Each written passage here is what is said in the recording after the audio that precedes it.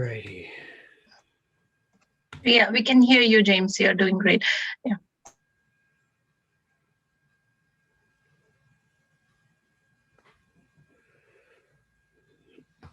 All right. I'm just waiting for this thing to. So today we're going to be. Why isn't it? It's not.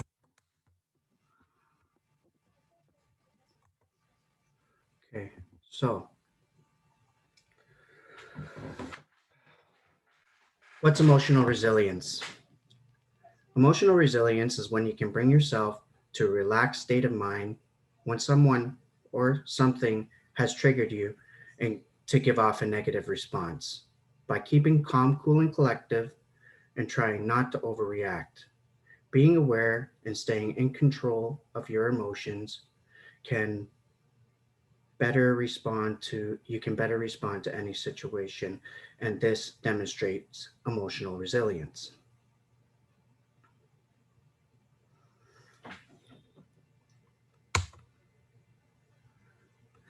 So I just have a quick question for anybody. Can you think of a time where you may have overreacted and what you did in that moment? Like for myself, let's say for instance, I've overreacted a few times where it's like, let's say I run late and I know I'm pressed for time. It's like I get upset because I myself am the reason why I got late and I can't fix that. And that's that would frustrate me and it would cause me to overreact.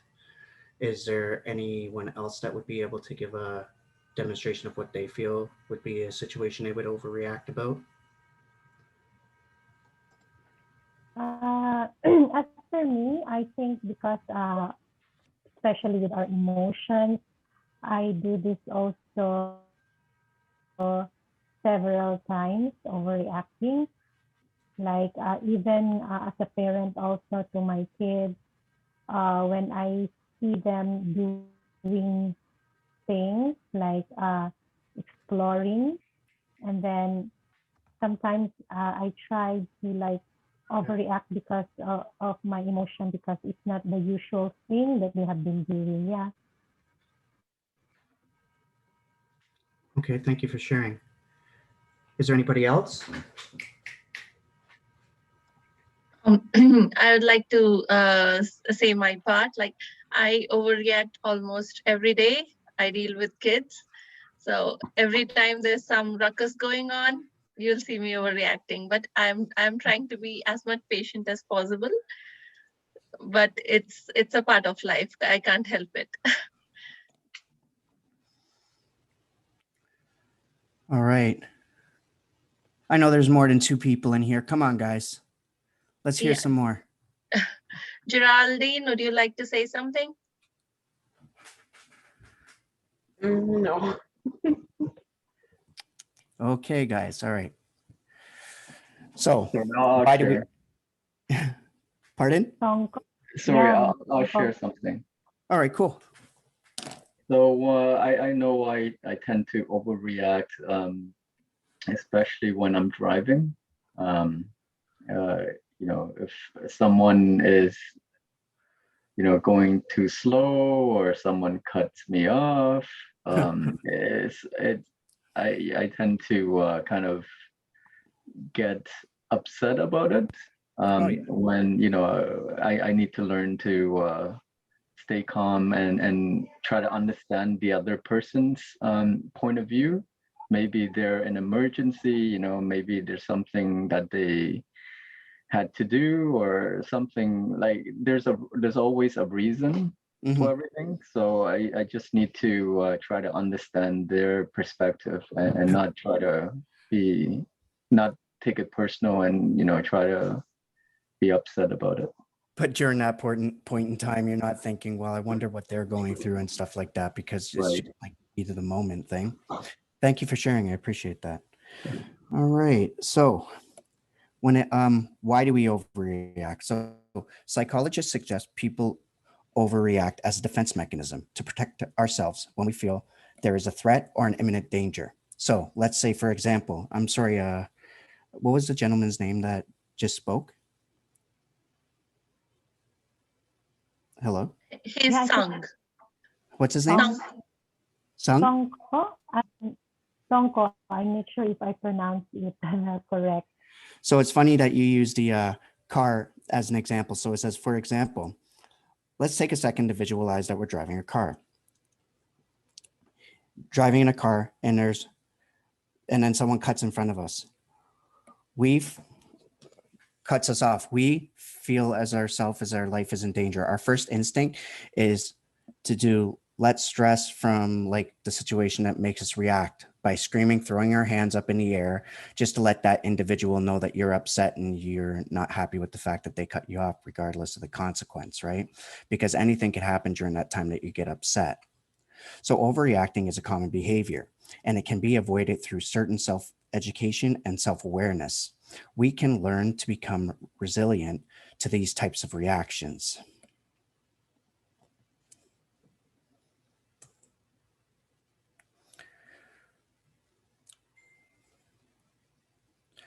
So when you think of your emotions, so with that, how do you collect yourself in a stressful situation if you know you're if you if you know you're going to have an emotional response or reaction? How do you cope? Like for me, for instance, if I know that something's getting me a little too upset, I'll take a second, like in my head, I'm like, okay, this isn't as bad as I'm making it seem. I need to just relax, count to three, kind of get myself in a state where it's like I don't need to have this type of response. There's another way to respond. Or if I can't deal with it in that way, I'll step out for a minute, I'll excuse myself and then collect myself and kind of come back. Is there anybody else that kind of does stuff like that or has any other coping mechanisms that they use in order to kind of like get through stress, like an emotional response? Yeah, I think for me, it's kind of do deep breathing. Okay, cool. Is there anyone else? I would just try to collect my thoughts and try to relax as much as I can. Yeah, as for me, I think it's similar to what you were saying. I just breathe in and breathe out, and then sometimes I go to a room when I'm at home, and then I will just like me alone Mm-hmm. on that space so that I can relax because yeah. Then after that, then I'm okay. Cool. Thank you for sharing. Geraldine, what do you do? James, Hi, Geraldine. and How what are do you? I do? I don't know. I Hi. don't get overactive. I don't know. People might think because for myself, I give people many chances. Okay. So if you see me doing something, that means there is something before. I give you one, two, three, and after that, I get tired, and I Yeah. will just give the silence treatment. So um, because always think you even when you say something to somebody, Yeah. you don't need a gun to kill. Your mouth, your tongue can kill easily. Mm-hmm. And when you said something, it's hard to take it back. Just say, I'm sorry. You already do damage. Yeah. And sometimes there's no control. So I'm trying as much as I can since I was younger to try to give somebody or just like to be more understanding and say, okay, maybe they are going through something or maybe something is not right. Maybe like, always find excuse for people even though I kind of victim after that, but try to understand because I don't want to overreact it. I don't want to Understood. say something that is not there. I don't want to take something that is not there. And I Mm-hmm. give a chance. That's when I let the door open. Yeah. So if you take advantage of that and you did it one time, it can be a mistake. Second time, it's not a mistake. It's like you trying to apologize for something first, second, third time. Mm-hmm. It's for me, I have to think. I have to take time. And when I was kids at school, they taught me instead of replying to somebody, sometimes it's better to make silence. So I Yeah. always practice that. So somebody is on the street, you're getting mad. I'm not gonna be mad at you, and it's not gonna resolve that. Sometimes it's better to have like kindness.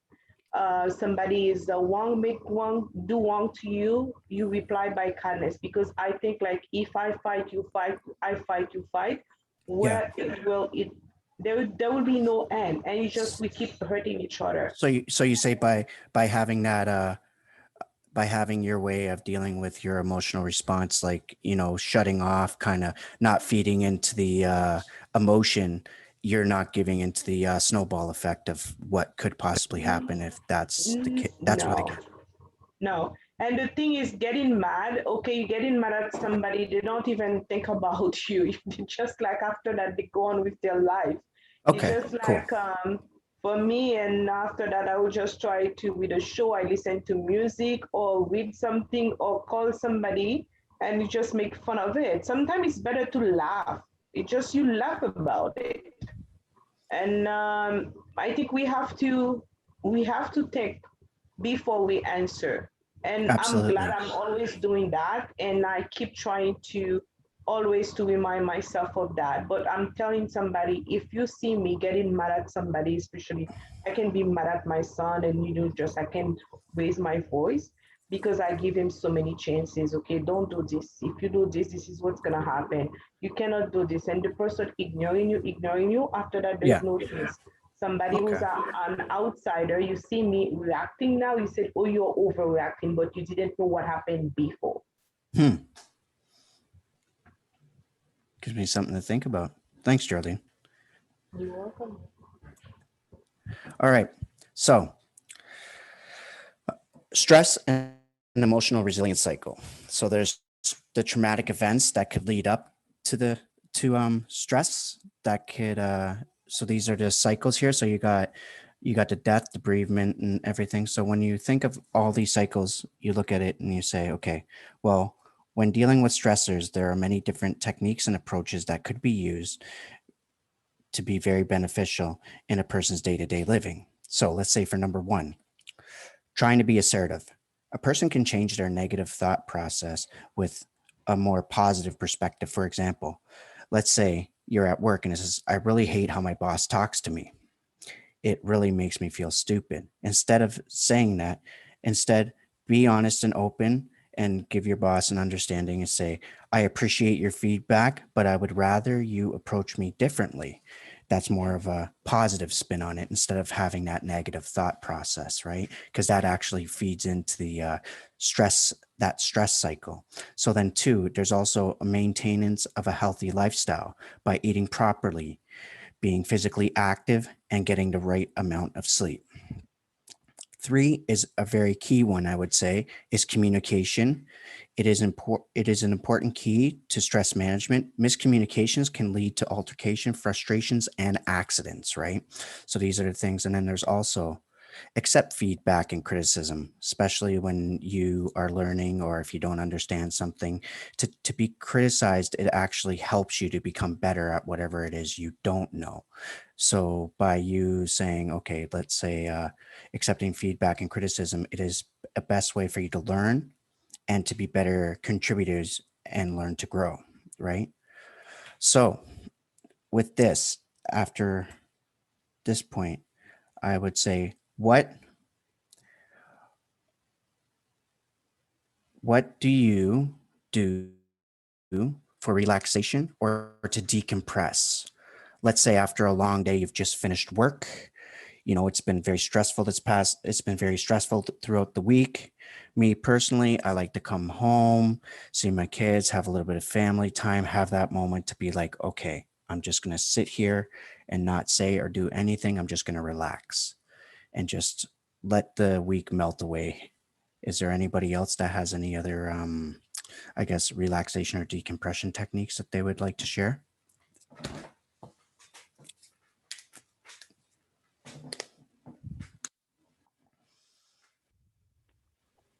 I'm a woman of faith. I like to praise and worship. So when I sing, I Hmm. feel so alive. and I dance. And I like listening to to watch some shows that make you can be, sometimes you're watching shows that can make you mad and laughing, and you can just tell this person, okay, you see, you remind you of somebody, it remind you of something you did in the past, you can correct, yeah. And I like to listen to um kind of sort of meditation or reading books that's to better yourself, so you can put myself somewhere and to see, okay, this, that, you don't have that. Is there a way you can call it? You can make it better, because this is what we are called to better ourselves every day, right? And to be more proactive. So watching a show like Kim Convenience, laughing, and to learn about other people's culture, that's Hmm. what helped me. Yeah. Okay, cool. Or be in the kitchen. Anybody else? Oh, well, I guess if it works, why if it's not broken, don't fix it, kind of thing, right? That's good for you, though. I like that.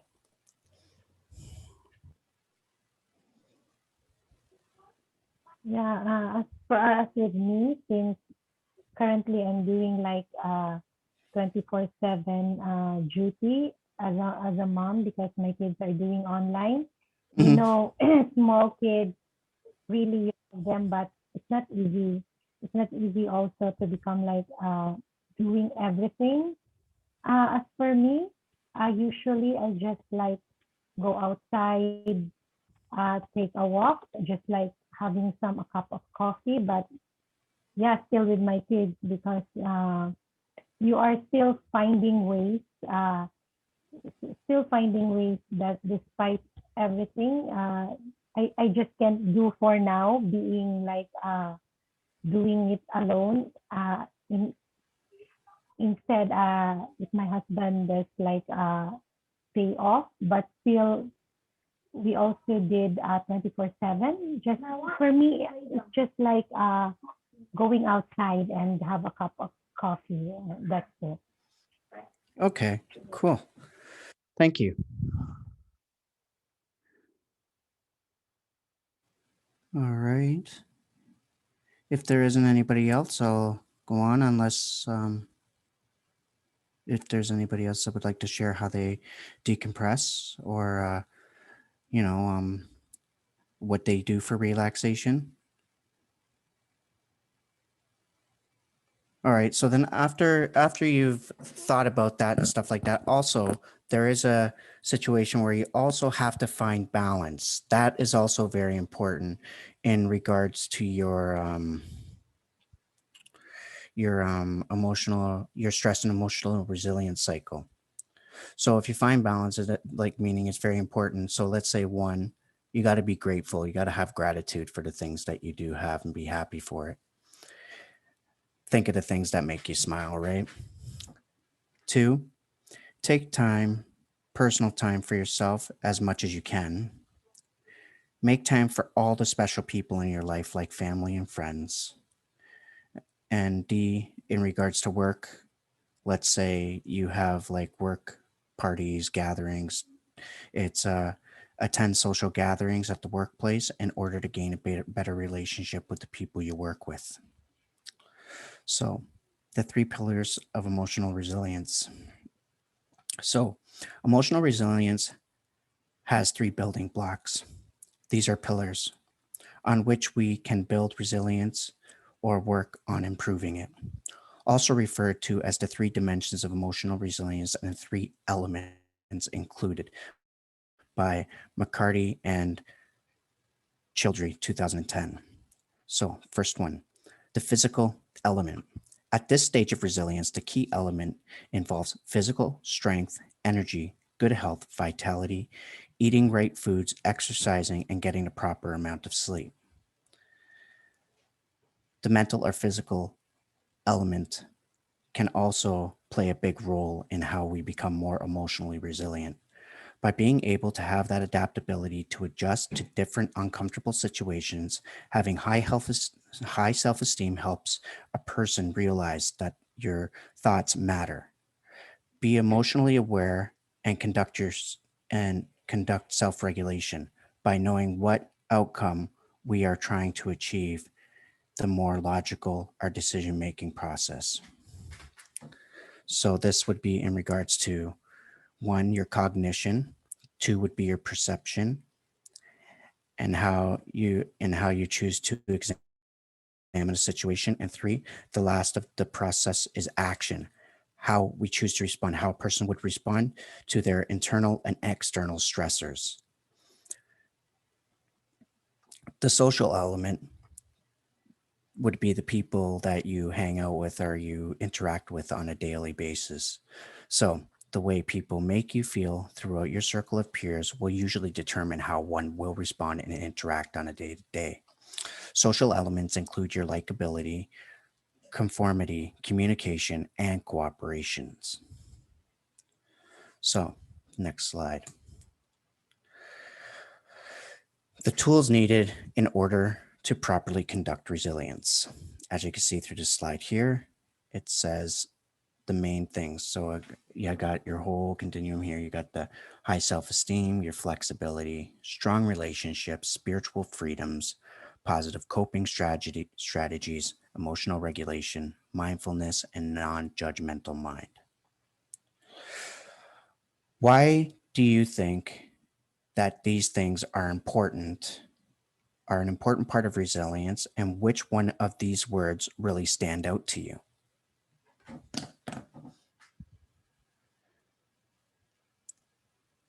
Out of this slides here, which do you feel really stands out to you, and why do you feel that that one area is?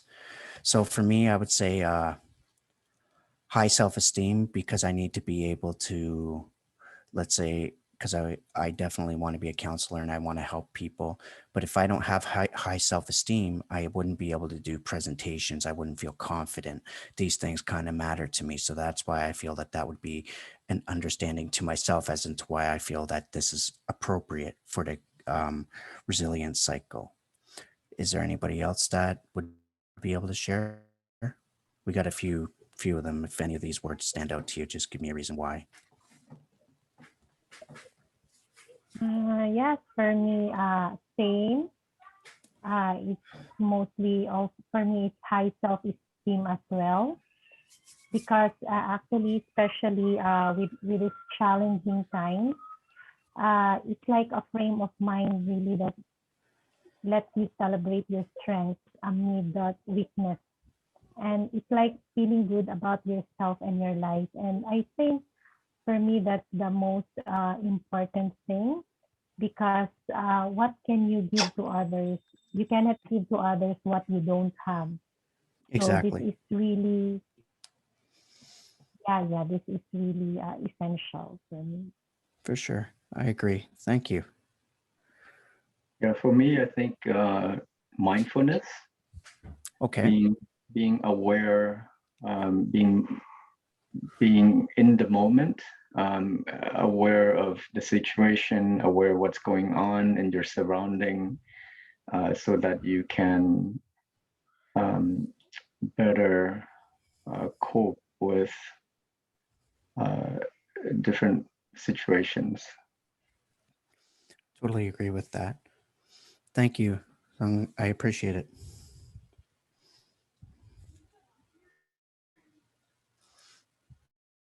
I think Is for me is a strong relationship because with the business I'm in, I need to build trust and strong relationship, and that's something I've been lacking since one of my best friends went to Atlanta. So I think strong relationship. okay. Thank you, Beatrice. All right. So if there's anybody else, if not, I'll move on to the next slide. Can I ask you a question? What do you mean by flexibility? I don't know if I understand it the same way So or you it's got just so when you think of flexibility, right? You got to remember that there's situations that do kind of happen, and even though that you're trying to conduct resilience, there's some things that are going to go against what you think may be right or may not be right. But it's like, okay, well, whether the person, let's say for instance, you have a client that keeps coming in late all the time, and it's like, okay, they have issues getting to you, they don't have bus fare or whatever, but you got to understand to have that flexibility to know that, you know what, everyone has their issues, everything happens for a reason, so you got to be flexible in that manner, you know. It's just an example. It's not the best one, but it was just off the top of my head. And I think for me, like, it is important that somebody is open to change also, because if you're scared of change, you becoming stagnant, you cannot move on, and you have fear. It is Yeah. important because to build resilience and to be a resilient person, you need that to be open to change. So that's why I was asking about flexibility, as if you can put it in that, because it's really important. And that when you're open to change, and I'm talking about everything, like, we know you're ready for anything that is moving, that is changing around you. It can be job, it can be like family, it can be like illness, everything. So you open and be ready for that. So, and that's help you, like we go after my second will be the positive coping strategies. Understood. Yeah, because you cannot hide behind anything. Whatever has to be resolved, you find a solution, or you find the right person to help you. But you cannot go behind, like, somewhere to hide and do something, and that is not resolving the situation. No, because it's just pushing it away for the time being. It doesn't make it go away. I understand that. Yeah. I agree with that. Thank you, Geraldine. All right. So what the heck? Where'd it go? No, no. Wait a minute. No.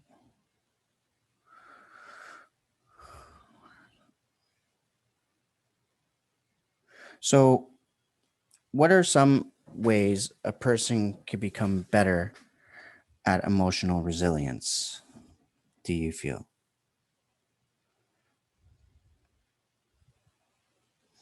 So for me, I would say my emotional resilience, what what can make me better at it is by understanding my cues of how certain things may stress me, like how I feel inside. Like I know if I start getting upset, I start feeling a bit warm. It's like, okay, you know what, this is frustrating me. I don't want to do this right now.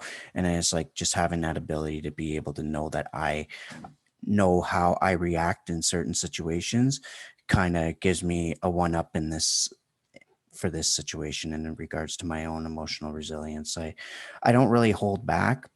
I'm expressive. So, I mean, I know when and when not to do certain things. So it wasn't something that it's something I acquired over time. You got to remember that these innate traits that we have to react are normal responses. It's just a way of how we choose to act after we've encountered something that we don't agree with and may either go against our moral compass or whatever the situation may be, right? Triggers, stressors, these are things that I understand. So it's like with emotional resilience, I want to know that if I'm going to be emotional or something's really hard for me to cope with, I got to take that second. I got to breathe in my head. I'm like, okay, relax. And I know my signs. I know exactly what to look for if it's too much for me. Is there anybody else that can feel there other ways that you can become better at emotional resilience? I think for me is talking to people in my life who is close to me and get a better perspective of what have been happening, and then they will be able to point out something in my life that I'm not aware of, I'm not even think about. Okay. Thank you. I think for me, it's taking a time out. So, if I'm upset, especially at work, if I'm upset with someone and, I compose an email, right, as an example, Yeah. I don't send that email after I type it. After I type it, I just leave it. I go away, I decompress. Yep. And, you know, usually when I come back and I read that email that I wrote earlier, chances are, you know, I'll go and re-edit, right? Like it's, so I think just taking a break and going away and just collecting yourself Absolutely. helps me. Well, yeah, these are all stressors, right? So it's like, okay, that's actually a very healthy way. I've heard of that approach before. It's like, just it's like writing an angry letter and not mailing it. Like you could also write in journals. There's all kinds of different techniques. I was just wondering, like, if there's a like when you do it after you get it out, do you feel that after you get that out on that email that it helps you to decompress, or does it take a little bit after that to kind of be able to kind of relax, go back and say, okay, well, this is how I really feel. I was just upset in the moment, kind of thing. You know what I'm saying? Right. Yeah, getting it down, I think really helps. Yeah. Okay. All right. Thank you. Geraldine, would you like to share? James. I'm just calling you because you're my best friend. Oh my gosh. I'm so Okay. No, it's um fine. for me it's when people do things I just like, instead of interest, so I have a bad habit just laughing. Yeah. If something happened and I just smile, and sometimes people get mad with that. I don't know if I have to change, but sometimes it's hard because it's just like I said, okay, don't take it serious. It's my way to say, don't take it serious, just laugh about it. And another way I can, if something happened and in my mind, I'm doing like I have all the scenarios, like if something happened with this person, this is what the person did, and Hmm. you know what? And I have in scenario in my head, and I'm having this, it's like I'm having a conversation with the person. Everything the person is replying back, I'm replying back, and Okay. everything, and I said everything I have to say, and it's done. So Oh, that is mental things I'm doing. We are always doing that. well, So that's if cool. you say something to me, you getting mad, and I said, okay, I have this conversation at any point, anytime or anywhere I can be, and I'm just having this conversation, mental conversation I'm having with you. It can be like if it's two, three people and other people involved, I'm having that. And I said everything I have to say. I vent everything. So Okay. when I saw you, I know what to say. I'm not gonna say what I have in mind, what I Okay. already did mentally, because I passed that. So Okay. I'm over that. So that's my way to balance to say, is it important? Is it important in my life? What is the positive and negative? Do I have to take it seriously? Do I have to give meaning to that? So if I give meaning, what is the outcome? If I don't say anything, what else can I do? So I balance and Mhm. I just adjust my. So I'm not gonna be like ruminate over and over. I just have this mental conversation Yeah. and it's done. So you already You, even that's if you talk to me, I'm not gonna be mad, and it's not gonna like affecting me, nothing like that. okay. So you reenact the scenario in your head before it even happens, kind of thing. Yes. Okay. Cool. Thank So you. it's just like you anticipate. Okay. So if you come to me and say something, I'm ready for you. Oh, goodness. Yeah. Okay. All right. So, with emotional intelligence, as we learned from last week, that it is important to be familiar with yourself and truly understand your emotions and how to react in different situations. Know yourself because you need to know these emotions never go away, and you just learn to cope with them better as you get older. There may be certain things that still make you tick. You may not be the same person approaching a stressor from day to day. It really depends on our own mood and interpretations.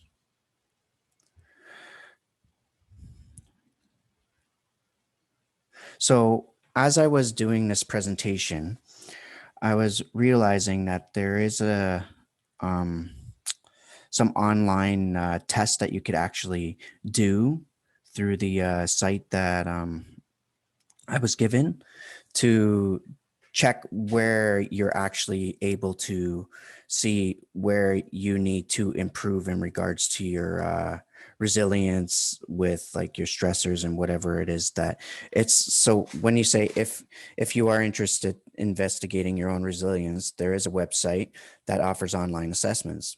All of these tests are done on a number scale that will help you determine where help may be needed. It is also self-administered to help aid in your goal to get better at building your resilience in these specific areas. So there's a resilience psychometric test. There's a perceived scale test. The perceived scale test is a stress scale that is developed by Sheldon Cohen. It is a powerful tool for evaluating perceptions of stress, which is linked to behavior, addictions to smoking, drinking, and other substances, and inability to regulate sugar levels for diabetics, greater sensitivity to stress and emotional reactivity.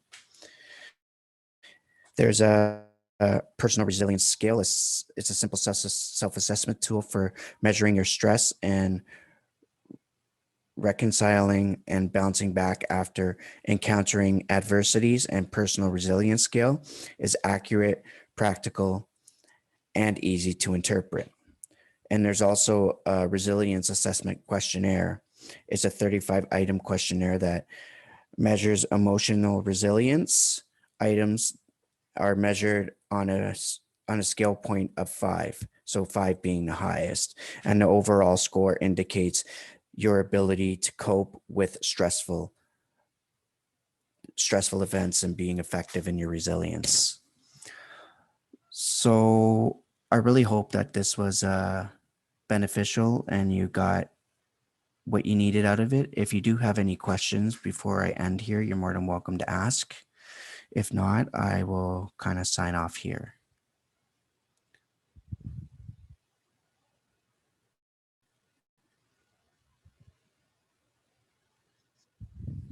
No?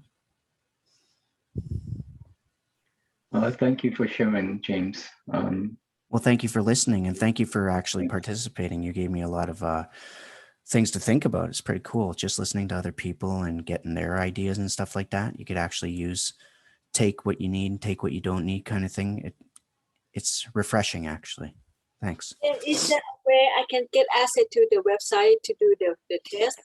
The test was given to me by Angela. Angela forwarded me the website. So if you reach out to Angela, I think she would be able to send it to you, and you should be able to get the test through the site that she sends you. Okay. Because I just don't know. I don't know how to get the website. When I went on, I clicked on it, and then there's all these tests and stuff.